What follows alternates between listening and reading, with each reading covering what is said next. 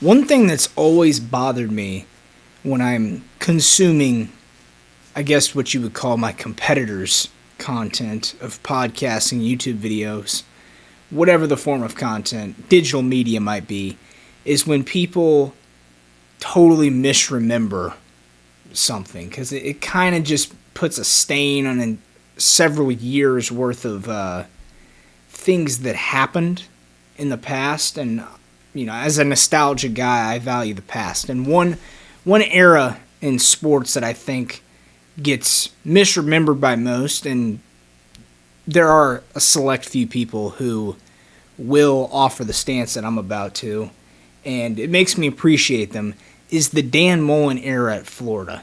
People look back on the Dan Mullen era as if it was a total disaster. They lump it in with Jim McElwain, Will Muschamp, Billy Napier. I guess McElwain had a decent stretch there, but that was more due to his surroundings in the SEC East than the quality of football teams he put on the field. But Dan Mullen was pretty damn good at Florida for 85% of his tenure there. He came in after a disastrous, 4-8 season, I believe it was, in 2017. Quick side note, I like to go pretty raw. I try to limit my research and Googling, really for my own sake of impressing myself with recollection skills. So I'm not sitting here looking all this stuff up and preparing a lot of this. It's just ripping raw off the dome. But they go 4-8 in 2017. In 2018, I believe they went 10-3. They won a New Year's Six Bowl. I think that was the Peach Bowl over Michigan. The next year they go 10-2. They finish 11-2 after an Orange Bowl win. Granted, if you want to play devil's advocate for the Mullen skeptics, that was not a strong Virginia team. They played in the Orange Bowl, but nevertheless, they go 11-2. They have a couple big moments. Specifically, if you remember, this moment sticks out to me when they really humbled a hot, young Auburn team. Well, I guess young Bo Nix in the swamp. One of the loudest crowd reactions you'll ever see when they take that long run. It might have been Dameon Pierce, not the point, to the house. So they're 11-2. Going into the COVID year, they start off hot. They have a great team. They lose to Texas A&M on, what would that have been? I think it was rather early in the season. I'll actually look that one up for you, for the folks here. It was the third game of the season. They lose 41-38 at Texas A&M, a team who finished top 5 in the country. A lot of people thought should have made the playoff. Honestly, I thought Florida was the better team, probably could have won that game.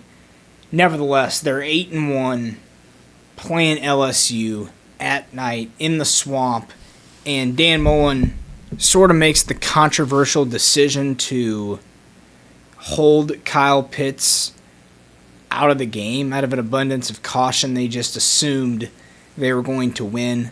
They were a 20-plus point favorite in that game. Of course, you have the infamous shoe toss from Marco Wilson. Costs Florida the game.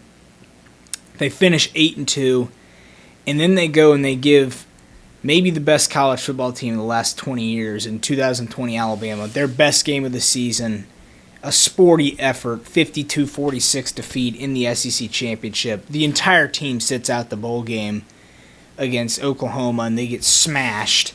So they go in as probably the best 8-4 team you'll ever see, considering it was an all-SEC schedule. And they face a pretty big rebuild going into 2021, losing Kyle Trask, who was a Heisman finalist, losing Kyle Pitts, who's a top 5 pick at tight end, losing Kadarius Toney at wide receiver, who was a first-round pick, losing, what was the other receiver's name? I think it was Grimes. So they go into 2021. People aren't really expecting a ton out of them. Emory Jones steps in for Florida. And by the way, I forgot to mention, in year 3, they finally get over the hump. They knock off Kirby Smart's Georgia team, win the East for the first time, And it left a lot of people thinking that Kirby Smart needed to adapt and evolve to the modern passing game in college football, and that they were going to have to be able to outscore teams. Of course, he proved that wrong the very next season by winning a national championship and then following it up with back-to-back national championships. But nevertheless, Florida, 2021, they start off 2-0. I think it was 2-0. And then they play Alabama in the swamp. They get down big, but they rally. They come close to tying the game, and they miss a 2-point conversion. I think it was a quarterback keeper with Emory Jones. He comes up short. They lose by 2. But they followed up the next week with a 24-point win over Tennessee. And here it comes, the inflection point. Something that's always fascinated me in history is finding inflection points in as much detail as possible. A couple months back when Sam Pittman got fired at Arkansas, I tried to identify an exact play where I think it all went south, and I firmly believe you can do that here. Florida goes on the road at night to Lexington against a Kentucky team that was 4-0 at the time, eventually would go 9-3, win the bowl game against Iowa, finish 10-3. They outgained Kentucky 382 to 224, 21-13 in first downs, 1-1 in turnovers, so not awful. But the specific play where everything went south for Dan Mullen was with Florida leading 10-7, 6:36 to play in the third quarter. They line up for a field goal. I don't think that would have been Trey Smack yet. It was the kicker before Trey Smack. Not the point, doesn't matter. Gets blocked in return for a touchdown. That actually is something I've always noted in football, how results can be so misleading in a 12-game season, which is really 9 when you take out all the blood donors.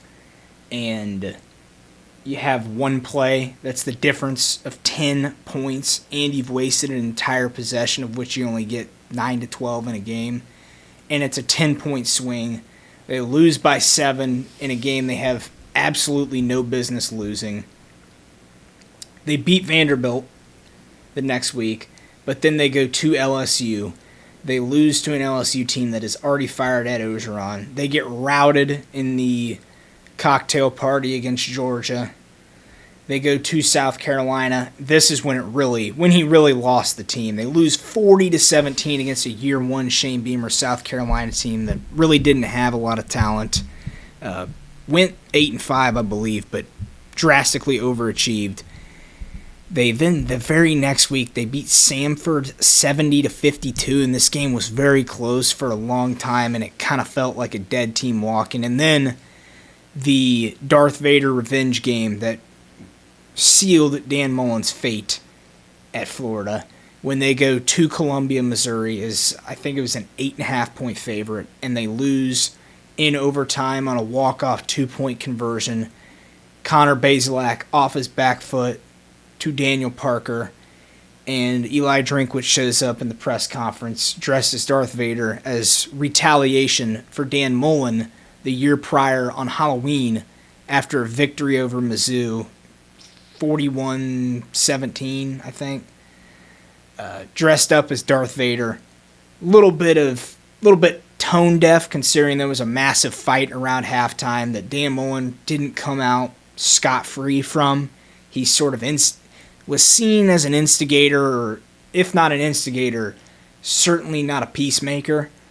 And so Eli Drinkwitz comes to the press conference dressed as Darth Vader.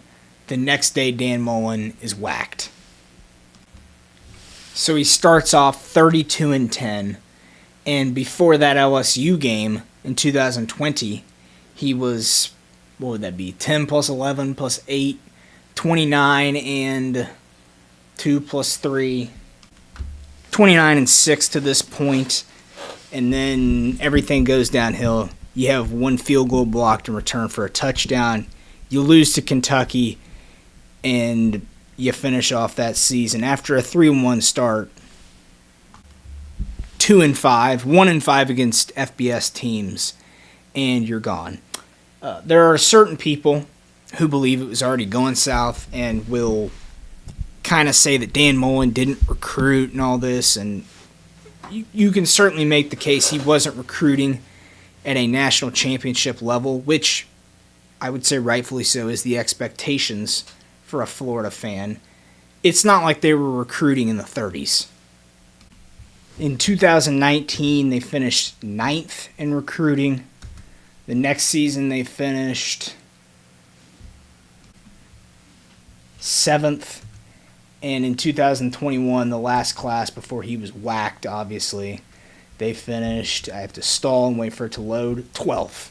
So, again, not at the level of Georgia. And at the time, probably not at the level that you could win a national championship at. And this is hindsight because we didn't know this was the direction the sport was going.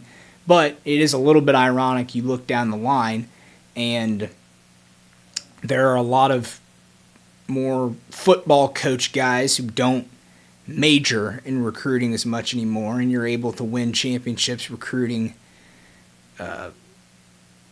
less effectively out of high school and trying to mine the portal and invest more of your resources there. So I think it's an interesting hypothetical to think about had Dan Mullen stuck around at Florida. Number one, if they would have continued trending down, because you could certainly make that argument that after a 6-6 season, it was looking down. He'd kind of, I struggle to think a head SEC football coach just threw in the towel and was going to give up, but maybe you can make that argument.